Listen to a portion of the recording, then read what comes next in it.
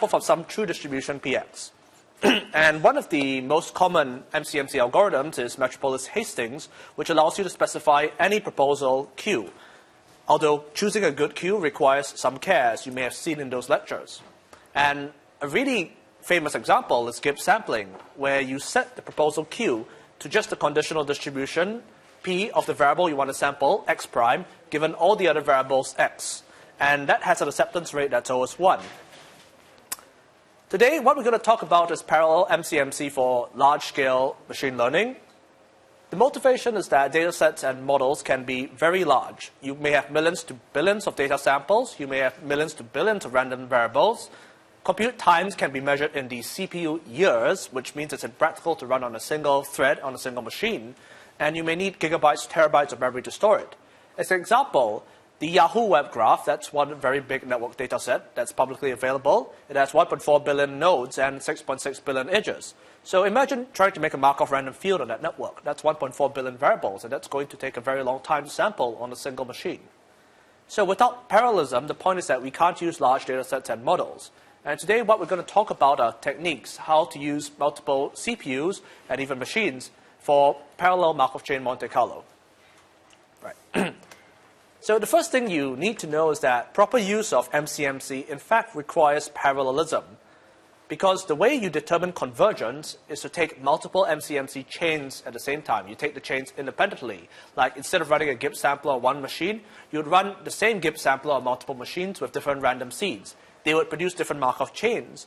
And once they are all converged to the same set of statistics, for example, you may be plotting the log likelihood or some other statistic of the Markov chain. If they all converge to the same value, like on the graph on the right, then you stop and say that the chains have converged and you merge the results. But if they're not converged, it's going to look like the left, and then you know that's not the time to stop. However, taking multiple chains doesn't solve every issue. If the burn-in period is long when you do a Markov chain Monte Carlo method, all the chains will take a long time to converge. What we really want is a way to take each sample faster. Right? It doesn't matter if you can run the same 1 billion node network on 100 machines, but they all take 100 years to get you the result. What you need is a way to take the samples faster. And to do that, the first idea we're going to explore is running a Gibbs sampling algorithm in parallel. So recall the alarm network, which is an example you guys saw a couple of weeks ago. Let's say we initialize all variables at time 0 to false. And the idea is that we're going to, in parallel, Gibbs sample every variable at the same time at step t, but we condition always on step t minus 1. What do I mean by that? Let's go through an example. So we start by sampling the first variable, b, which its Markov blanket includes a and e. And we use Bayes' rule to figure out the conditional distribution. And let's ignore the math and just say that since it's going to say that at b, probability of b equals true is going to be much lower than probability of b is going to be false. So let's say we pick b equals false. Goes in the table. Right? Now, here's where it differs from standard Gibbs sampling. When we want to sample e next, normally what you would do is condition on ajm at t equals 0 and the value of b at t equals 1. Here what we're doing is we're going to condition on the value at t equals 0 instead. And as we'll see later, this is what allows us to actually conduct it in parallel. Right? In this example, the probability of sampling e equals false is much higher, and so we... I'm sorry, I got some of those numbers backwards. Let's say for the probability of e equals true is much higher, and we sample that. As I pointed out earlier, normal Gibbs sampling, you would have computed the probability of e given ab based on b at t equals 1 and a at t equals 0. For what we call a naive parallel Gibbs sampler, we would compute p e given ab based on b equals 0, b at t equals 0, and a at t equals 0. So that's the key difference. We always condition on the previous iteration. We never conditioned on the most recently sampled variable. Right? We can proceed with sampling the rest. We want to sample a. Its Markov blanket is every other variable, and we sample given b, e, j, m at t equals 0. Let's say we pick false. Similarly, we proceed on. We sample p, j given a. We pick the value of a at t equals 0. And finally, we sample M given A, where we pick the value of A at t equals 0. Okay? So that's one iteration of the naive parallel Gibbs sampler. We just finished sampling the variables for t equals 1. And why is this parallelizable? We only ever conditioned on the variable state at t equals 0. It's known in advance and it's fixed. And therefore, every one of your machines, CPUs, worker threads, can all conduct the sampling at the same time. Right? They don't actually depend on the results. They don't depend on each other's results. They only depend on something that is already known in advance. And that's what allows you to parallelize. Right. So where does this work? How well does this work? In practice, it turns out that it works very well for some types of graphical models. You may have seen the collapsed Gibbs sampler for LDA a couple of weeks back in one of the MCMC lectures. And it basically says to sample the topic indicator Z given all the other variables that are in the model. And in this case, it's pretty simple to run a naive parallel Gibbs sampler. You just assign each Zi to a different processor or machine and have them all run at the same time in parallel. But there's actually a problem here. So the thing you need to know about naive parallel Gibbs sampling is that it may not converge to the stationary distribution, unlike standard Gibbs sampling, which is always guaranteed to do that. And why is that so? So let's consider the following Bayes net. We have three variables here, A, B, and C. Essentially, B is XOR A, and C is XOR A as well. The joint distribution here has only 8 states. There are only 3 variables that are binary, so you can actually compute the stationary distribution, which is basically the actual marginal distribution of ABC. It is dominated by 2 equally probable states, which is ABC equals true, false, true, and ABC equals false, true, false. Can everyone see that? Right? Of the 8 states, there's only 2. What can go wrong when you run naive parallel Gibbs sampling? And I'm going to go to the next slide here. So let's say we initialize ABC to false, false, false, and see what happens when we run the naive parallel Gibbs sampler. Okay, first we want to sample A given BC. And it turns out that, quite obviously, since both B and C are false, you can figure out that A must be true with very high probability. And so we sample A equals T, true. All right? We sample B given A. In this case, since we're conditioning on T equals 0, we see that A is false, and therefore B is going to be true. Right? This is essentially an XOR relation. We do the same. C given A is false at time 0, so therefore C gets true. All right? So we sampled in the first iteration, true, true, true. It's easy to see that at time 2, we will get ABC equals false, false, false, and then true, true, true again, and then false, false, false again. So what's the problem here? We knew the stationary distribution was false, true, false, and true, false, true with very high probability. The problem is that the sampler just gave us a stationary distribution where the only 2 states are false, false, false, and true, true, true. In other words, it converged to the wrong stationary distribution. In other words, what's happening here is that naive parallel Gibbs sampling performs very poorly on distributions that have near discrete behavior. Right? And basically, you saw what happened here. If you had sampled each variable one at a time, you would have decided at some point that A needs to be different from B and C. But because of the fact that you try to do this in parallel, you don't get this interaction, and you end up with this flipping. Another way to put it is that A, B, and C are actually very highly dependent or correlated on each other. Actually, it's anti-correlated. A is false whenever B and C are true, and vice versa. Whenever you have strong correlations and dependencies, naive Gibbs sampling can fail in the manner I just described. So this is one thing you need to be aware of. It is useful and fast in practice, but it can produce errors like this if you're not careful. I have a question. Go ahead. So is it guaranteed to oscillate forever, or it's likely to oscillate for? It is likely to oscillate for a long time, and in fact, one of the required readings, there's a paper by Joseph Gonzalez et al. They actually give an example where it's always guaranteed to oscillate forever. So there are, in this network, it's actually possible that there is a very, very, very small probability that at some point B will flip to true, right? But one thing you need to know that it's an extremely small probability, right? It's just like how one problem with, never mind. So it's a small probability that B will flip, but But if you try to run the standard Gibbs sampler, you'll see that there's a much higher probability that V will flip and it'll converge faster. But you can see that for this kind of graph, the probability that B will flip is like 1 over 1,000 squared. So 1 in a million iterations it'll flip. So how long does this take to actually converge to the stationary distribution? It may take millions of iterations. So that is whereas a standard Gibbs sampler, if you had, say, sampled B first, and while A first, while B and C are true, then, in this case, A and C are false, and you sample B first, you will get it, it'll flip to true, and then when you sample B, it will stay as false, and you sample C, it'll stay as false. So in 1 or 2 iterations, given this initialization, the standard Gibbs sampler would have converged already. Whereas in this case, the parallel Gibbs sampler would take millions of iterations to converge. And there are, in fact, counterexamples where it will never converge at all. So this is actually a slightly a less pathological case. The point is that there's basically no guarantee you'll reach the stationary distribution, and there are also cases where you will reach it, but it'll take forever. Right. Any other questions at this point? Okay. So this is the incorrect but fast and easy way to Gibbs sample in parallel. There are cases where it works well, like latent Dirichlet allocation, collapsed Gibbs sampling, and there are cases like this one where it's not going to work. Is there actually a correct principled way to Gibbs sample in parallel? And in fact, the answer is yes. So let's switch gears for a moment and think about the graphical model as a Markov random field.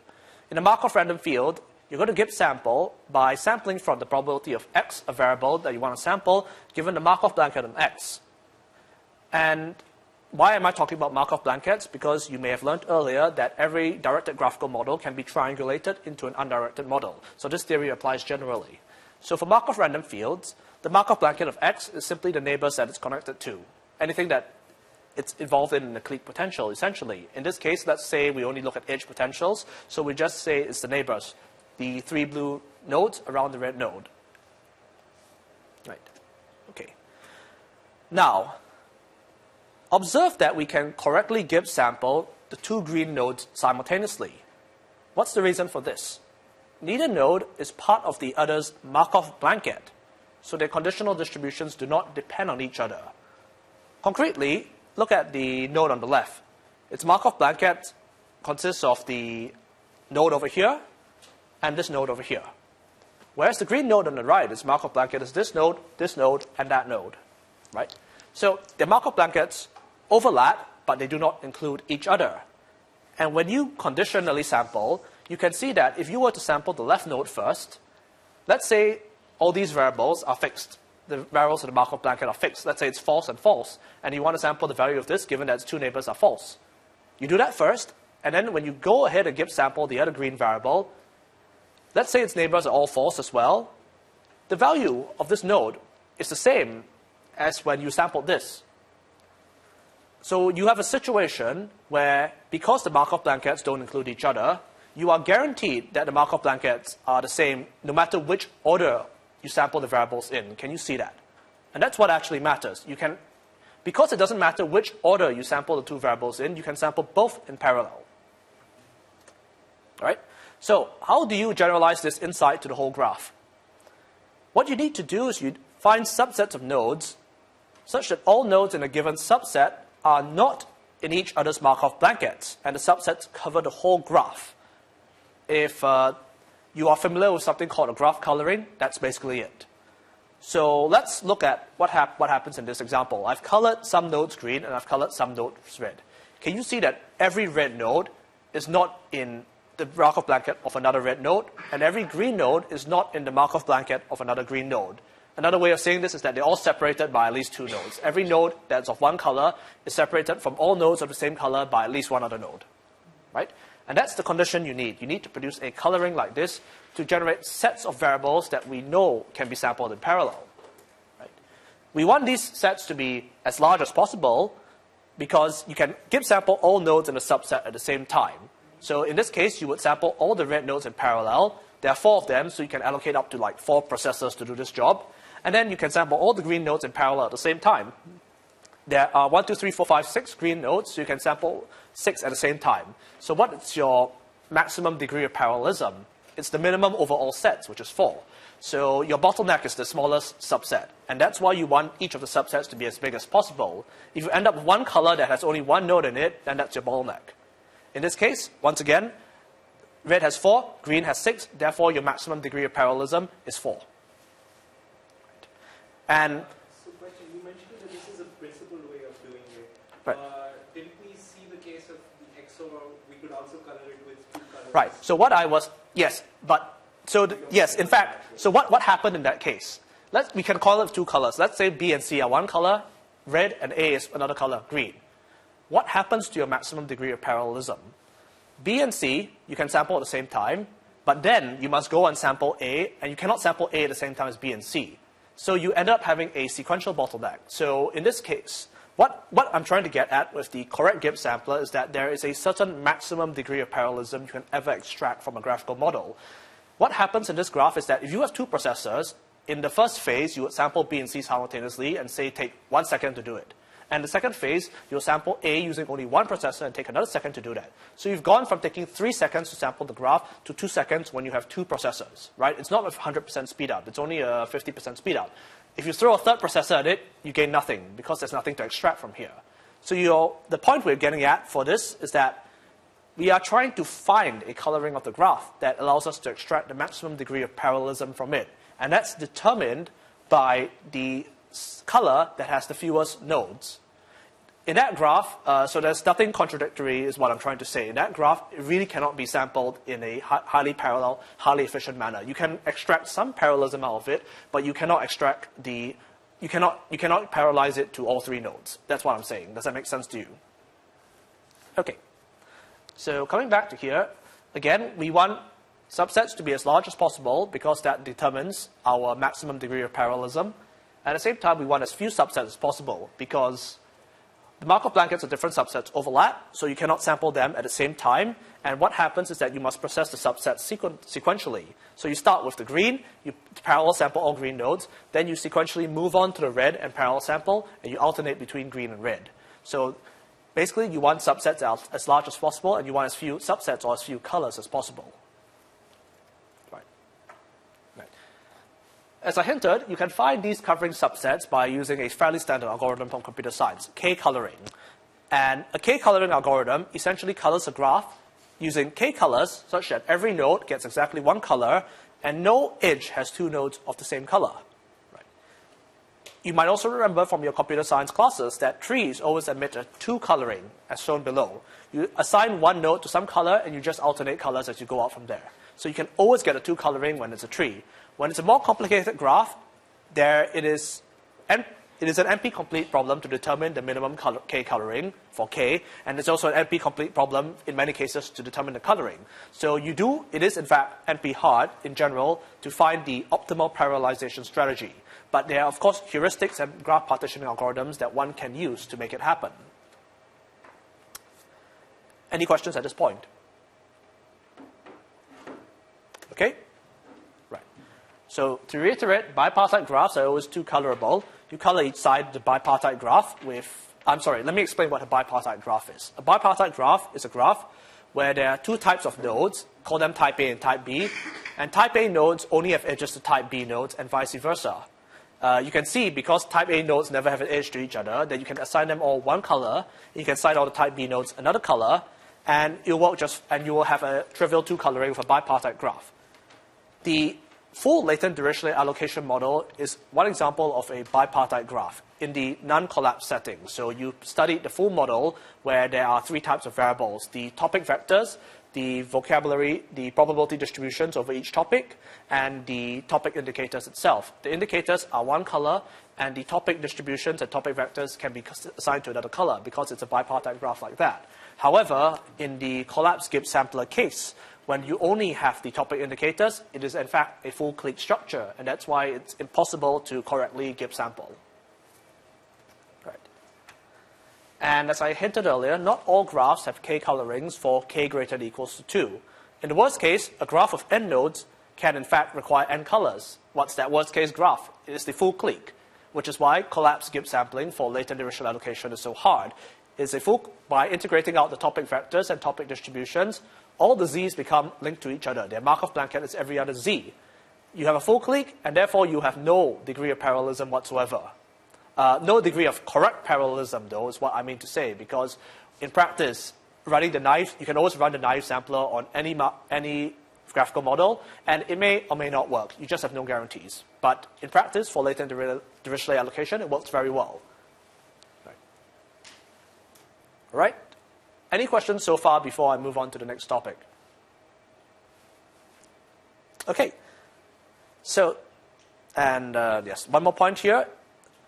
As I mentioned earlier, naive Gibbs sampling, you get essentially a non-ergodic chain, and you don't converge to the stationary distribution. So that's the difference between naive parallel Gibbs sampling and correct parallel Gibbs sampling. Right. So I'm going to spend the next 15 minutes talking about something called sequential Monte Carlo before I hand it over to Avi, who will cover the second half of this lecture. So one other setting we might encounter in big data is an online algorithm or online setting where you get a stream of data points one at a time, and you need to process them in sequence. And because you have limited memory, you need to forget the older data points because memory is finite. Now, for such applications to be viable, we can only afford to do a constant time of work per new data point. Right? If you don't want to be in the case where you hit the nth data point and you need to do n square work. Then your algorithm actually slows down as it progresses. We also want the algorithm to be parallel so we can scale up to a very large stream of incoming data at once.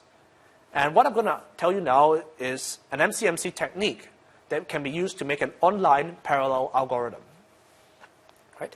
That technique is called sequential Monte Carlo. In your MCMC lecture, I believe Eric taught you about particle filters, which are a model, which is an inference algorithm for sampling models where there's an evolving state variable. Like imagine you're tracking an airplane over the sky. You observe the airplane's position, but what you really want to know is the airplane's velocity, acceleration, and rate of turn. Right? And so you can make a state space model on that where the hidden variables are acceleration, velocity, rate of turn, and the observed variables are the position in the air. And that's an example of a model where you can use a particle filter because at every second you take a measurement of the plane and then you infer the hidden state. In the notation here, we say probability of x, the latent variable, the acceleration, the velocity, the turning rate, at time t, given all the observed positions of the plane at time 1 to little t. Right? Now, the difference between particle filtering and its generalization, sequential Monte Carlo, is that SMC does not assume that the graphical model is a state space model. In fact, it doesn't even assume any particular structure at all. A state space model basically has a time-evolving variable, or a variable that evolves along some dimension. And SMC doesn't even require that. So what's the formal setting for SMC? Suppose we have n random variables, x1 through xn. I'm just labeling them x1 to xn. They could be things like the alarm network, earthquake, fire, alarm goes off, and the other two responses. What SMC is going to do is that it first draws samples from the marginal distribution of the first variable, and you get to choose whatever the first variable is. Let's say it's just earthquake. And then, after you draw from the marginal distribution of the first variable, you want to draw from the marginal distribution of the first and second variables together. So I use a notation something colon something, a colon b. That means all indexes in the range from a to b. So x1 colon 2 means x1 and x2. If you've used MATLAB or Python, this notation should be familiar to you. It's called slicing. Right? And you basically draw the first variable, you draw then the first two variables at the same time, then the first three, and all the way until you've drawn all the variables at once. And the key idea is to construct a certain kind of proposal distribution such that you can sample from P of x given variable of the first variable, x1, to the k plus 1 variable in constant time, given that you already have samples from pre-x1 to xk. In other words, we're saying that when we try to sample the marginal distribution of variables, say 1 through 5, if we know the samples from 1 to 4, we are able to construct a sample from 1 to 5 in constant time. That is the key property that needs to be satisfied, and I'll explain a bit how this works. Also, like any other MCMC algorithm, we only require that we can evaluate the probability of x given 1 through n up to some constant factor a. In other words, we don't need to know the normalization factor, which is a great thing for undirected graphical models where computing the normalizer can often be NP complete. right? So, first, some basics. I'm going to talk about something called sequential importance sampling, which is the foundation of this sequential Monte Carlo technique I'm talking about. It's what allows new variables to be sampled in constant time without resampling older variables. Basically, the property I talked about, you want to get samples from x1 to xk plus 1 based on samples from x1 to xk in constant time. And the way it's going to work is you're going to use a proposal distribution with the following structure. You're going to propose variables x1 through xn, and the proposal is going to factor in such a way that one factor is the proposal you use at the last variable from x1 to xn minus 1. And then there is a new proposal term that is how we're going to sample xn, the final variable, conditioned on all the other variables we've seen before, 1 to n minus 1. Again, I repeat, you have a proposal that all it does is you first propose variables 1 to n minus 1, and then you propose the last variable n given the 1 to n minus 1. And then you apply a telescoping product here, and you end up with a proposal that looks like you sample x1, then 2 given 1, then 3 given 2, 2 given 1, and then 3 given 1 and 2, 4 given 1 to 3, and so on until you have k given 1 to k minus 1. What's the advantage of having a factored proposal like this? It means we can propose the k plus 1 variable if we've already drawn x1 to k without having to redraw 1 to k. Because you already performed the calculations for 1 to k. You've already done the calculations, you've already sampled it, and then the structure of your proposal says that you can now sample k plus 1 given 1 to k. And this is how you draw the next variable in constant time. Are there any questions? So if I'm following, when I'm drawing k plus 1, do I keep the first k samples? Yes, you keep the first k samples because they're actually, it's not samples, what is actually the variables, the first k variables, right? You have maybe 10 variables in your graphical model. You sample the first 1 through 9 according to this function, and then when you need to sample the 10th one, you keep the first 1 to 9, and based on that, you propose the 10th one. Essentially, you propose them one at a time, right, based on all those you've seen before. Does that make sense? Right. It's essentially saying that we're going to impose some arbitrary order on the variables, and we're going to treat it like a particle filter, because we can design arbitrary proposals to pull this off. Remember that one of the flexibilities that you're afforded with in MCMC is that you can design any proposal distribution you want, as long as it fulfills some basic properties, like having support over the entire distribution. And SIS, in this case, is exploiting this fact to construct a proposal that you propose one variable at a time in sequence, without changing the ones you've already seen before. So, I mean, I'm still trying to appreciate the difference, because in like a normal Gibbs, you would be sequentially going through the... Right. So the difference is that in normal Gibbs, you go from variable 1 through 10, and then you go back 1 to 10, and you repeat and repeat and repeat until you've converged, right? One weakness of particle filters or sequential Monte Carlo is that you never really update the samples previously. And that comes at a cost. It is still correct asymptotically, but you'll get higher variance. Right? So there's a cost to not resampling the earlier variables. But why is it okay in this case? Or rather, why is it necessary in this case? We're talking about an online algorithm where maybe you will get 1 million, then 2 million, then 3 million data points, and you need to keep updating some distribution of sufficient statistics or some model parameter without ever going back to all the previous data. And to be able to pull that off, you basically need to not touch the data. You have a setting where you have so much data that it is better to throw away the data you've seen before and work on new ones than it is to continue resampling the old ones. So that's the setting we're talking about. Does that make sense to you? Right. It's a different setting, right? It's a setting where you're saying that you have so much data and you need to do some work on all of it, but you don't want to spend too much time and you have to throw away old data because you simply cannot afford to process the whole thing. Right? That's the setting we're doing for. And what kinds of settings occur? What kind of settings have this property? I just mentioned tracking a plane over the sky.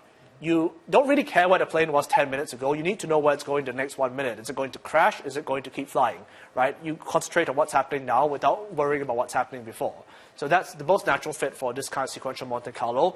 But another example that's maybe more relevant to us is, let's say you're running a topic model that is time varying and it's updating itself based on, say, new tweets coming in from Twitter every day. You don't care so much about updating the distribution of topics from 10 days ago, but you really need to see what's happening right now today. And so you don't touch the data 10 days ago. You assume the samples you've picked are as is, but you want to concentrate your computational efforts on the incoming samples. That's another instance in which these kinds of methods are valuable. Does that make sense? Right? So again, we're going to design a proposal where we keep previous variables fixed and we sample new ones based on the fixed samples we've got from previous variables. Right. Another thing you need to know is, let's recall what is normalized importance sampling. You studied importance sampling in an earlier lecture, and importance sampling is what allows you to take an arbitrary proposal Q, and then you reweigh all the samples in such a way that they become samples from P instead. And the way you do that is you calculate these importance weights W, which is W is a normalization over these R's, and R's are just a ratio of the true distribution P over Q. I mean the true distribution P up to a constant factor. It's actually P prime there. Right? So by computing this ratio, you get the weights that are used to correct the samples from Q so that become samples from P. Now in sequential importance sampling, the unnormalized weights R can also be written as a telescoping product, just like the proposal I showed. I'm not going to go through much into the details, but what you need to know is that the importance weights that you give to every sample as you're doing the sequential Monte Carlo algorithm on x1 to n, you can eventually write that as the weight on x1 times some factor on x1 and x2 times some factor on x1 through x3, and so on and so forth, where the factors are defined by that ratio over there. I'm not going to go into too much detail because I want to show you the next few slides instead. I'll show you this slide first. Right.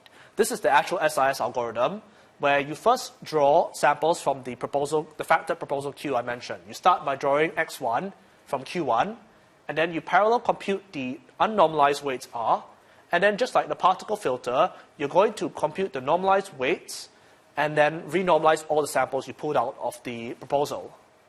And then at time n greater than or equals to 2, you're going to parallel draw the samples from, say, Q2, which is you're going to sample x2 given the renormalized samples from x1. And then you're going to compute the weights and going to renormalize again. And then you're going to repeat for time point n equals 3. You're going to sample the third variable x3 given the renormalized samples of x1, x2. So again, you have the proposal Q. The proposal Q is used to propose samples from xn given x1 through xn minus 1. When you propose the samples, you renormalize them, and then you move on to the next step and sample based on the renormalized samples. You might recall that renormalization is used in particle filters because it helps to control the variance of the sampler. Without renormalization, you end up with situations where all your samples may essentially look identical, and then you may as well have only one sample instead. Right. So coming back to this slide, right? So I just explained that the role of these renormalized weights. You have Q, which is factored, and you have R, which is factored, and Q is used to propose, and R is used to reweigh, so you can control the variance of the problem. And the fact that R is factored means that the unnormalized weights R can be computed incrementally. You basically compute each of the factors alpha and use it to update the weights from x1 through n minus 1 to the weights that you need from x1 through n.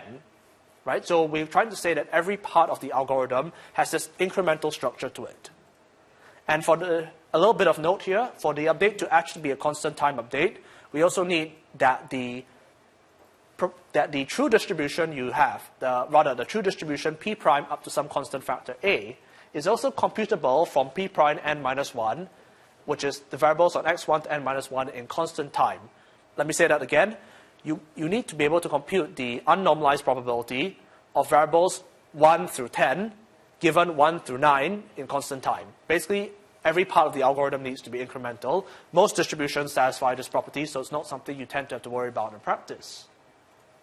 Right. And the conclusion here is that we can now propose new variables of x and renormalize them in constant time, which means that SIS meets the requirements for an online inference algorithm.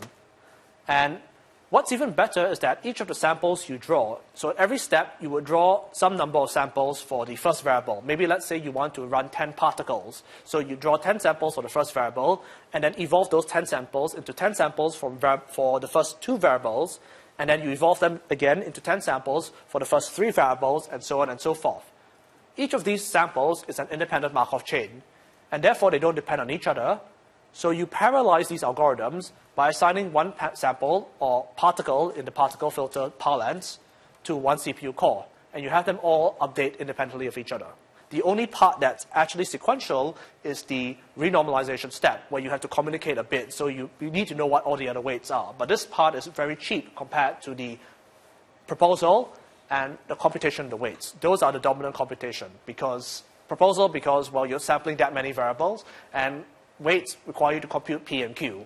And that's where most of your computation goes. Those can be done in parallel, one CPU per particle, and the unnormalized weights are sequential, but very fast.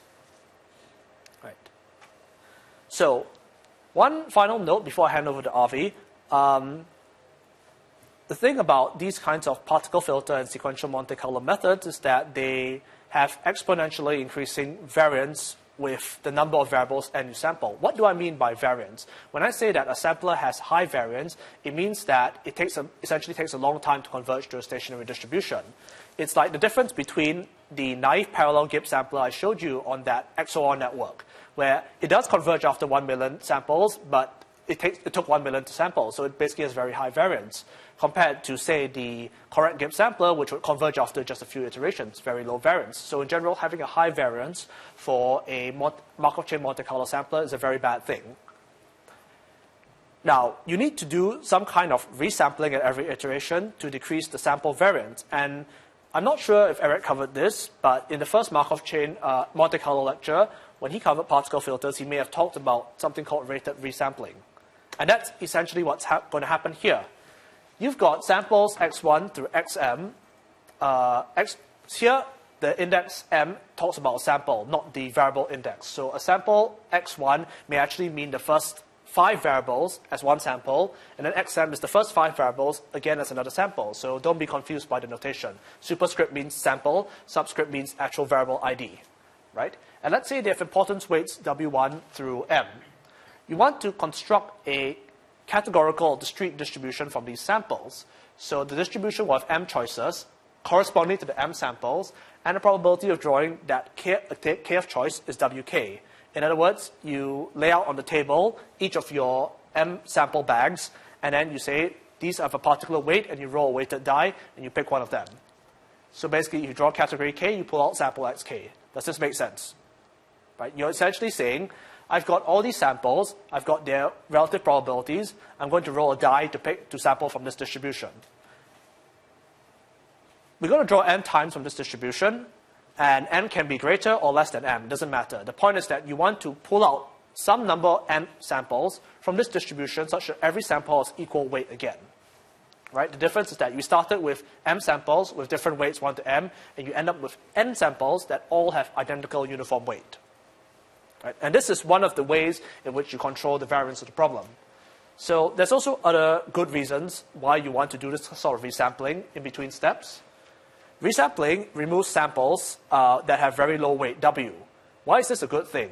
Imagine that you have 5 samples, one of them has weight 0.99 and the rest have weight less than 0.01. You know the things with 0.01 are not important, but you're going to waste computation on them because they're in your sample. So resampling allows you to essentially remove these low-weight samples, and which saves you computation, or rather, it allows you to refocus computation on the part of the problem that matters. Right? Low-weight samples are bad; they're just dead weight, essentially. And the other thing, the variance control part of it, is that resampling prevents a small number of samples x from dominating the empirical distribution. The other problem with having one sample of weight 0.99 and the rest of the samples have weight 0.01 or less is that you end up with a situation where you only have one sample effectively. And that's not good for computational reasons and for statistical reasons. And so resampling, by drawing a new set of samples with equal weights, basically allows the system to proceed in a more optimal manner. The difference is that if you have one sample that's all the weight, it can only evolve into one more sample. But if you then resample that one sample into 5 copies of itself, each of them can evolve in a different trajectory. And that's what maintains the efficiency of the algorithm. Even if you only have one particle with weight 1, it is better to split it into 5 particles and let them evolve independently than to be in a situation where you effectively have only one particle. Does everyone see the point here? Right? The whole point here is to focus computation where it's needed and to not end up with a sampler that degenerates to just one important sample. Okay. So, summary slide. When you do SIS with resampling, you propose X from the proposal, you compute the unnormalized weights, you resample given the samples and their normalized weights to get a set of samples that all are uniform weight, and you move on to step to the second variable and the third variable, and so on and so forth. And to summarize the parts I've covered today, in parallel Gibbs sampling, there's a naive strategy where you sample all variables in parallel at the same time. And there's a correct strategy where you first perform graph coloring, and then you sample nodes of the same color in parallel before moving on to the next color. Right. And in sequential Monte Carlo, the other topic I've covered, you use incremental proposal distributions in order to get an algorithm that is truly online, meaning that every new data point that comes in, you only do a constant amount of work. And that works in SMC because you have a proposal that is incremental, you have a way of computing the weights incrementally, and then you have a way of proceeding to the next variable incrementally. And it provides a framework for designing online parallel MCMC algorithms. With that, I am going to hand it over to Avi now.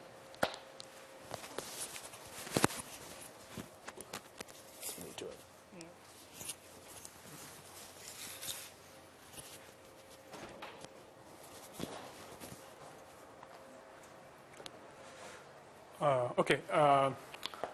So after that great intro to different kinds of parallel and online MCMC techniques, what we'll do now is look at a concrete example and see how those techniques that we have that Kirong has talked about can be used in solving the inference problem for that particular example. The example that we will be looking at is Dirichlet process mixture model, and I guess that it has been taught before. But if you are like me and you are seeing the Dirichlet process mixture model for the second time, then at least I was like, oh my God, what is this going on here? So I'll try to recap it in a way that might make it easier to deal with it in future, or hopefully it will not confuse you further. So after that, we'll look at some of the inference scheme for Dirichlet process mixture model. And some of the existing schemes and see whether they can be, as it is, distributed, and then look at some of the specific schemes of parallel inference in such a case. And throughout, when we are discussing both the inference scheme and the parallel inference scheme, we'll look at results. We'll take a running example and look at results of it. So before going for the infinite case, which as you all might know, for which Dirichlet process mixture model is, let us first look at a finite case. So suppose there is a restaurant which has k tables on it, in it, and on each table there is a dish. The dish here is represented by color, and there is finite number of tables, so k in this case. And despite this cartoon diagram, I'm trying to say that people enter this restaurant and pick a table. So each table has a dish allocated to it, and every person has a choice of which dish they like the most among the dish that is displayed, and they will sit at the particular table that has the dish that they like the most. So first, does everyone agree that this will give some kind of clustering? At least people who like the dish will sit together, right? So just to make that clustering idea concrete, the table actually represents a cluster, people sitting in the cluster. The people are items that you want to cluster. This was very trivial, but I just want to put it out there so that we'll be using this throughout. What is the dish at that particular table? You can think of it in many terms. You can think of it as the center of the cluster, so that the items can be points on a 2D plane, and the dish is the center of the cluster. So that will represent like the affinity is just the distance to that cluster. And the things that we want to infer are A, what is the dish on each table, and B, what is the assignment of people on the table. Is everyone with me till now? Okay. So now the question that I have is, which kind of clustering algorithm do you think will this lead to? Let me make it more specific. So the two variables that I had to infer were what was the dish or the color on each table, and what is the assignment of people onto the table. And then a clustering algorithm, I can say, to do the exact same thing is, look, if first randomly assign a dish to each table, then since this is a deterministic way of determining which person goes to which table, allocate the person to the table. Then given people sitting on a particular table and their dish preference, find an MLE estimate of the dish. So now can you tell me which algorithm I'm referring to? K-means, yes. To be very specific, hard K-means, right? Because you have a hard assignment of people to the table. Great. So if I change the assignment a bit now, instead of giving a hard assignment, I say that the probability of people sitting at a particular table is proportional to their likeness to the dish. So again, the same question. What clustering will this give me? Something like soft K-means, because you're just replacing the assignment step with soft K-means, right? Now, this has an equivalent generative model. Now, why don't we say that this is actually a generative model? Because if you recall, in a generative model, you would be generating the items, right? So instead of people coming into a restaurant, the people would be, or the items would actually be generated. That would be a generative model, right? For having a generative model associated with this, what we do is we switch the appreciation of the dish to saying that every dish has a distribution over item from which you can draw an item. Does everyone get this? We have just switched the appreciation of the dish to dish having a distribution over item. Okay, so whenever I say dish, color, or cluster, it will mean the same thing, right? So the generative process is very simple, that from some distribution over clusters, you have k clusters that you draw. And then for each item, you'll first draw a cluster index. And using that cluster index, you will just draw from its distribution over item, an item, or a people, whichever you want to prefer. Next, what I do is, what was found was that for certain clustering application, the clusters show rich gets richer property, by which I mean that if there is a large cluster at time t, then at time, say, t plus k, the probability that large cluster will grow further is higher than a smaller cluster. So to incorporate that into this clustering framework, what people started to think about was, well, we keep the appreciation of the dish for each person. How about we also introduce that you sit on a particular table not only proportional to your likeness for that particular dish, but also proportional to the number of people sitting there. And this is a question? Okay. And this is what we call as, you will hear as finite mixture model or a distribution mixture model.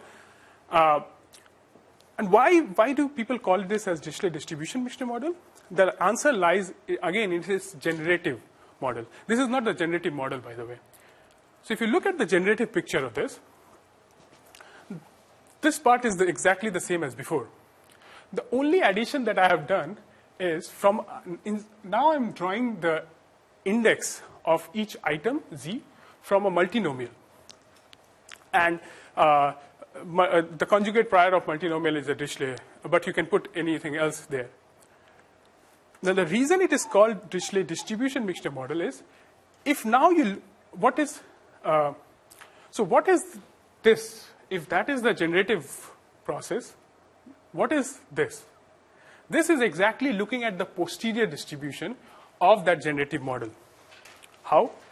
So if you do the math for Dirichlet multinomial, if I add a point to a particular, say, cluster, then in the posterior distribution, the probability of picking up that cluster goes up by 1. And that is exactly the thing that we want here. So if I am the n plus 1th customer entering this restaurant, and there are 4 people already sitting on this particular table, then my probability of picking this table is proportional to 4 by the total number. Right? Okay. So next, I do another change to this analogy and add infinite number of tables. So a person entering the restaurant can again pick an occupied table proportional to the number of people sitting there and the dish, whether he likes the dish, how much he likes the dish. But now we have infinite number of tables, and we assign a small probability of picking, of the person deciding to pick a new table and a new dish on that table. So, and this is where I wanted to come to. This is what is finite mixture model, infinite mixture model. This is also called a Dirichlet process mixture model. We'll see why it is called Dirichlet process mixture model in a bit.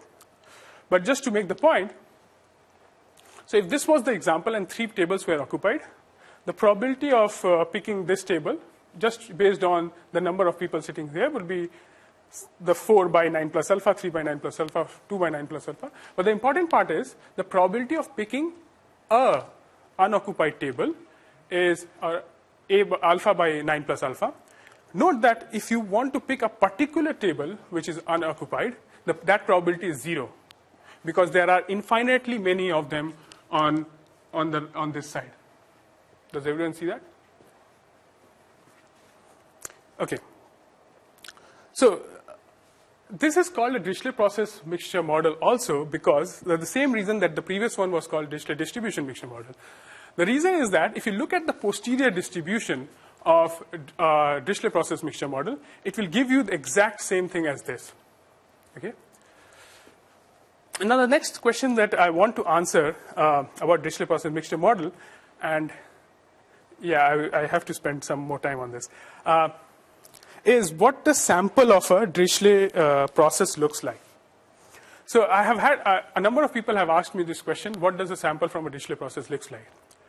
So it looks like something like this, where the length of this rectangle denotes the probability of picking up a particular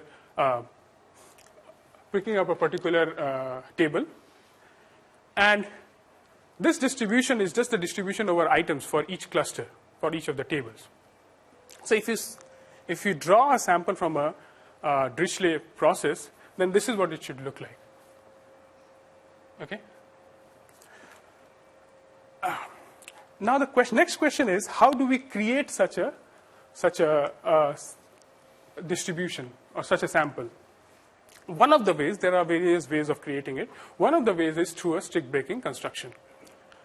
Now note that there will be infinitely many, countably infinite, number of such clusters. Okay, and since these are a probability, it should sum to 1.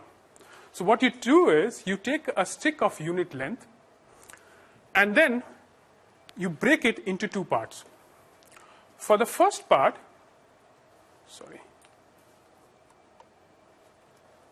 the first part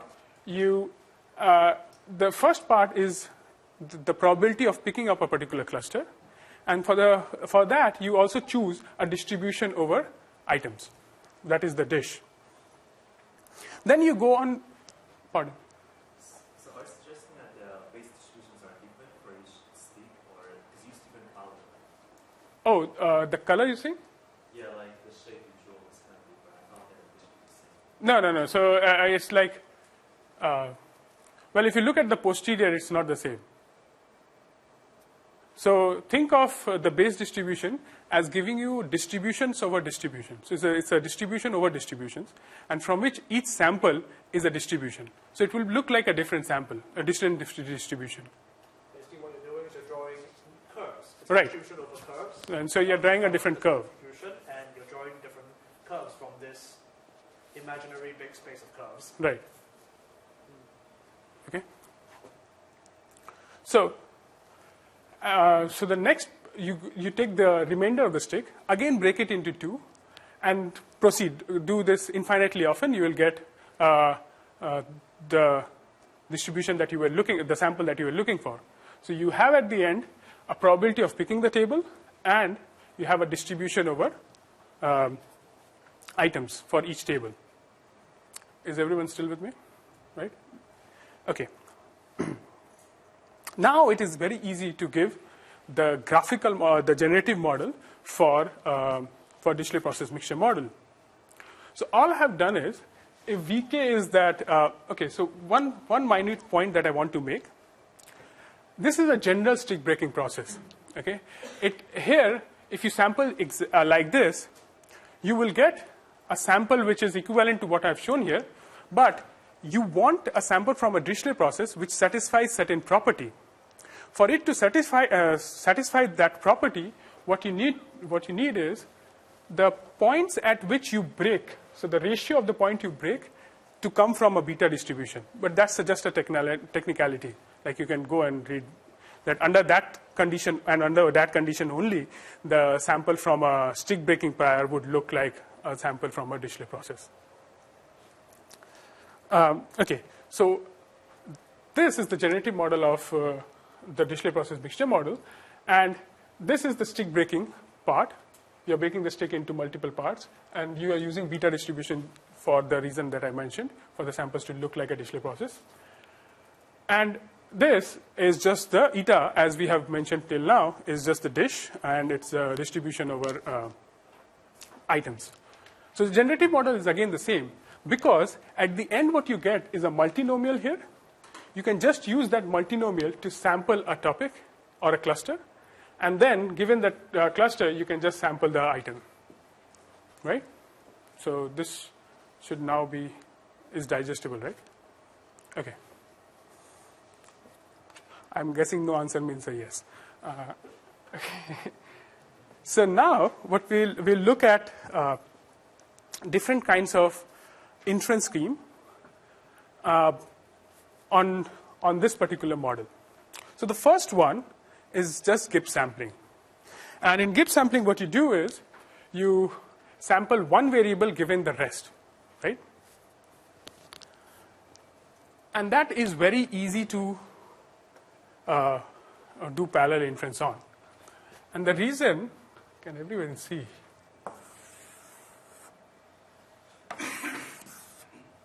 Suppose you have 3 variables that you want to sample, and this is the graph of containing that. And if I give you these 2 variables, is everyone able to see this? Okay. These 2 variables are actually independent of each other, if I give you this, right? So, if I give you Vk and eta k star, Zns will become independent of each other, right? And now, so what you can do is, you can distribute the data into P processors and sample the Zns independently, but you will have to, of course, sample Vk and eta k jointly.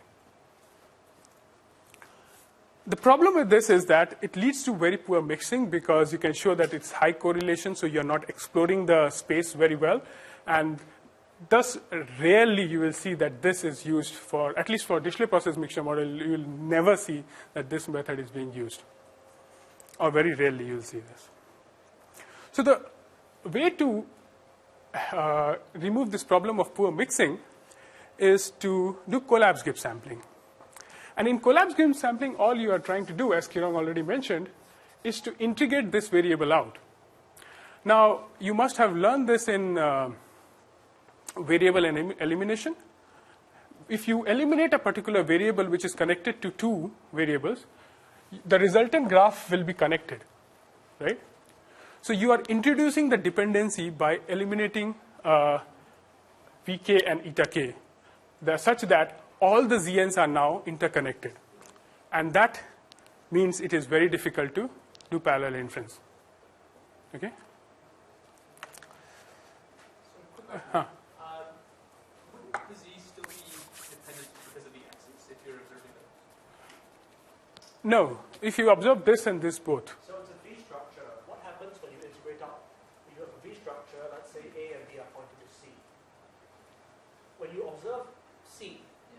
A is not conditionally independent of B. And therefore, if you have a structure where B is then connected by another V structure to other variables of type A, integrating out the B variable here will cause all of them to be interconnected. It's because it's a V structure that you have to pay attention to this. So I was thinking it was zero connected to multiple axes, but just one C1 axis. Right. It's just V and Z and Z. Yeah. Okay. So I told you that we'll use a running example. So before going into that example, there is a large computational cost for Gibbs sampling. And why is that? So normally in Gibbs sampling, if your model size is fixed, and you increase your data size to say, if you increase your data size, the time taken will increase linearly with the data size, right? Because if you look at the order for convergence, it's n, which is the number of variables. So if you would have a finite mixture model, then that is what would happen.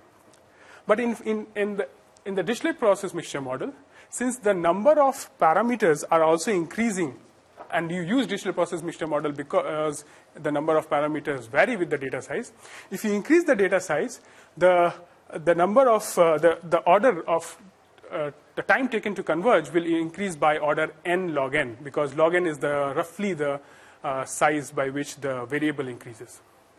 Okay, the model size increases. So it has a lot of computational cost.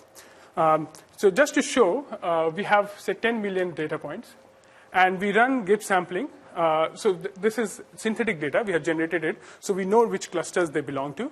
And now you can just have an accuracy, because you know the clusters of each data point, you can just plot the accuracy with time, right? And this is a log scale, by the way.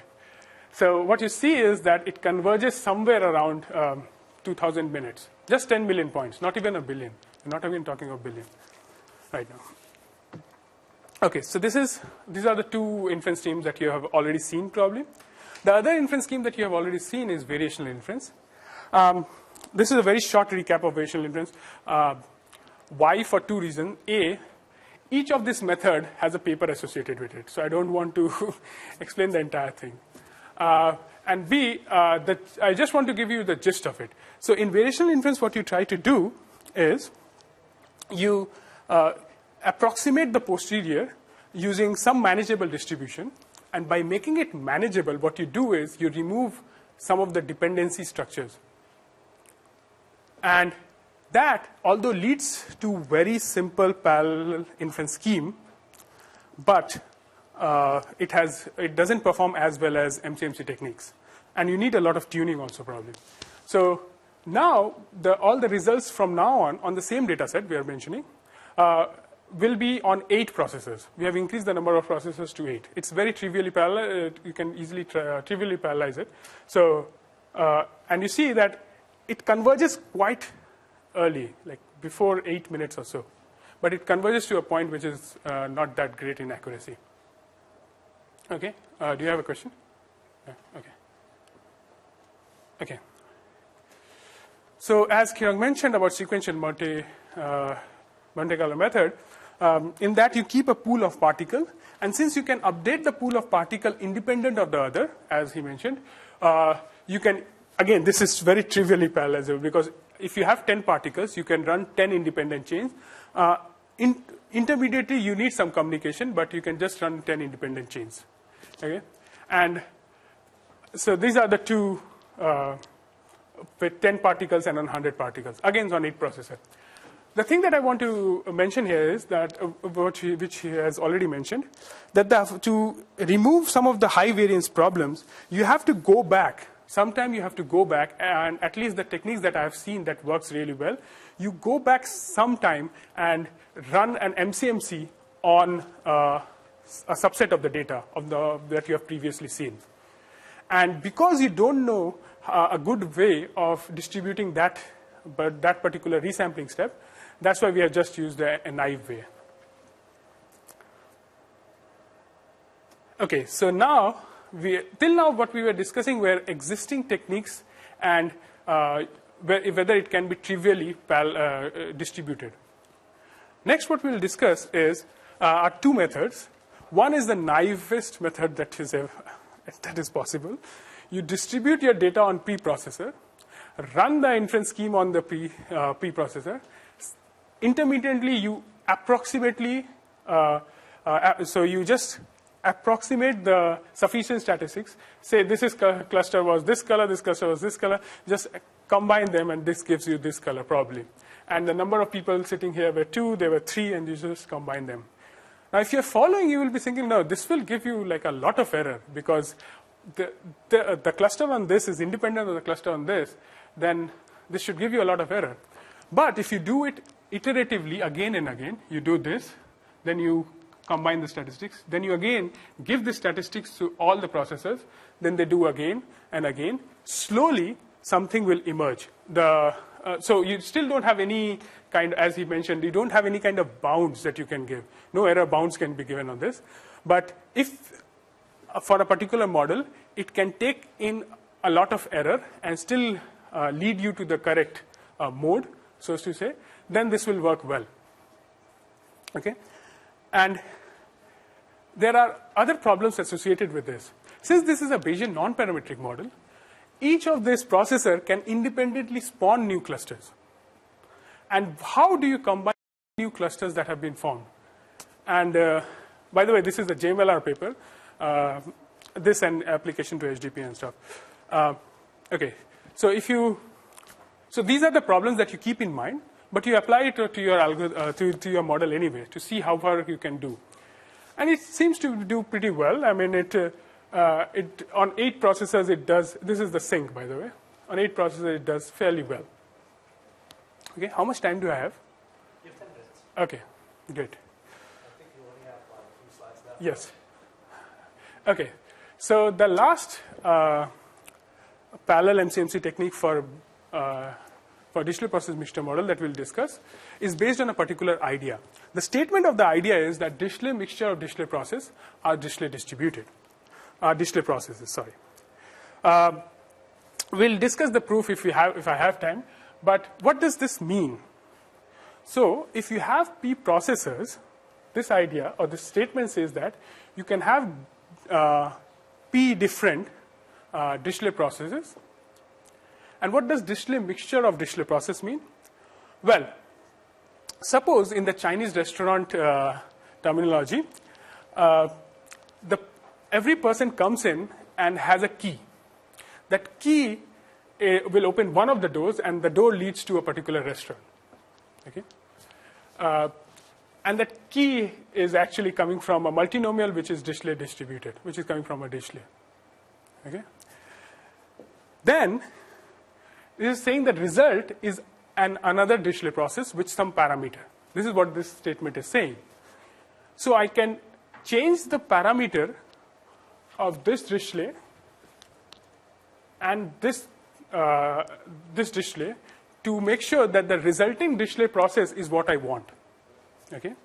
Now, how does this help me in distributed inference? So I'll go back to the same example. You can think of the key as this node, and all the processors as the node at the bottom. If you give me the key of all the items, then each of the processors become independent of each other. So condition on this pi I, which is the key that I'm calling, for each item, all the processors are independent of each other. So you can run your favorite inference algorithm on individual processor, and then combine, then once in a while sample pi i's. Is this clear?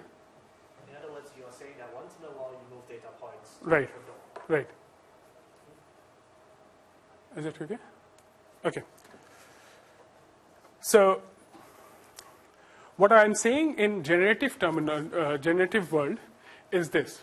So this is the Dirichlet process for individual processor. These two combined will give me the key for each item. And once you give me the key, is the same generative picture on individual Dirichlet processes. So d pi I is the same individual processes. And what the statement was saying is that this generative model is actually equivalent to this, where you're just sampling from Dirichlet, then you sample from a Dirichlet distribution, and then you're generating that point. Okay, so is everyone clear? Some yes, some someone sleeping also. Okay. So even if you don't take the entire message, the message to take is this, that you introduced another variable.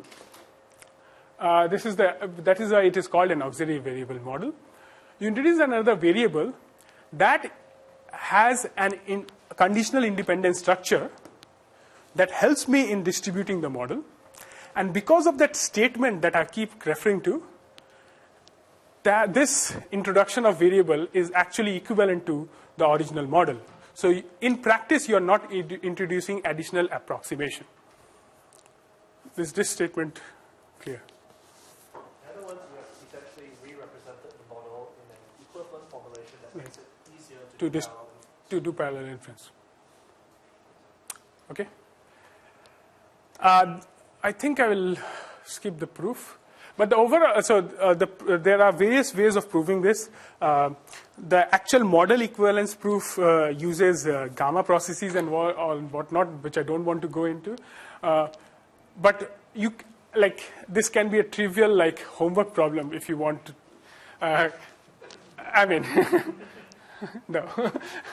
So if you look at the posterior distribution of this model, and if you look at the posterior distribution for the thetas in this model, you can actually show that those two posteriors are the same. Now, this doesn't say that the models are equivalent. For the model to be equivalent, you have to do a more theoretic proof. But this says that the posteriors is equivalent, which is all that you care of when you are clustering, that the posteriors should be equivalent. Okay? The proof is there if you want to go through it later. Okay. So now, if once you have described the model, the inference procedure is very simple. Well, it's mathematically involved, but it is simple. So what you do is, in the first step, if I somehow get the pi i's, you remember the pi i's, which were the keys? If I get the pi i's, all I said was you can run all the processes are independent of each other. So you can just run whatever your favorite inference algorithm is. And in the second step, what you will try to do is you will try to find the probability or using a Metropolis Hastings step, infer the pi i's or the keys. And that you can do by selecting a cluster, proposing it to move from one processor to another, and the move will be accepted if it increases the based on the likelihood ratio. So, although this would seem that it would have a high network bandwidth, it would use a lot of network, but you can do it as less often as you want, because it's a MH step, and what we found in practice is that you might have to do, for 10 million points, you might have to do less than 10 times this particular step after you do an initial k-means. Okay, so after all that math, what this leads to, so this is auxiliary variable parallel model. What this leads to is a bit better performance than the naive method. So you'll be thinking, well, I will just use the naive method. Why should I use such a something which looks like more complicated? Well, in this example, where the clusters were quite even in size, the gain is not visible. But if you look at this, can be both the two which we talked about, the naively extending the just approximating the sufficient statistics, and the idea that Dirichlet mixture of Dirichlet process is a Dirichlet process. They can be extended to HDP. They can be extended to Pitt-Meunier. They can be extended to hierarchical Pitt-Meunier, and so on. But they can be extended to they can be extended to a lot of other models. I want to point out that HDP is how you get an infinite LVM. Right? The DP, the origin Dirichlet process, gives you an infinite mixture model. How to get an infinite latent Dirichlet allocation, you have to use HDP. So that's why this is relevant. Okay. Thanks. So what you're plotting now is, on a held out test, you're plotting the perplexity. For people who have not seen perplexity, is just how surprised your model is when it sees new data. So the lower it is, the better it is. And here what you see is that the naively approximating method does way worse than the auxiliary variable method. So in other words, you're saying that with a more complicated model, the differences between a naive and a principal method really start to show. right. The other thing that that is still under publication that we found was not just for more complicated model. If your data is such that you have smaller clusters, a number of small clusters, which is basically how you if the number of clusters and the size has a power law behavior, then again, then this kind of attribute where the naive parallel scheme will not work is we can see that too. Okay, so the message that I want to give you is naive parallel scheme does not always work. There was a point where people would just, for every model, they'll just propose a naively distributed framework and get away with it. The other point, which I should emphasize a bit more, is that if you can use conditional independence in your existing model, or you can show an equivalent model which has those conditional independence, which you can use to distribute inference, then you're golden.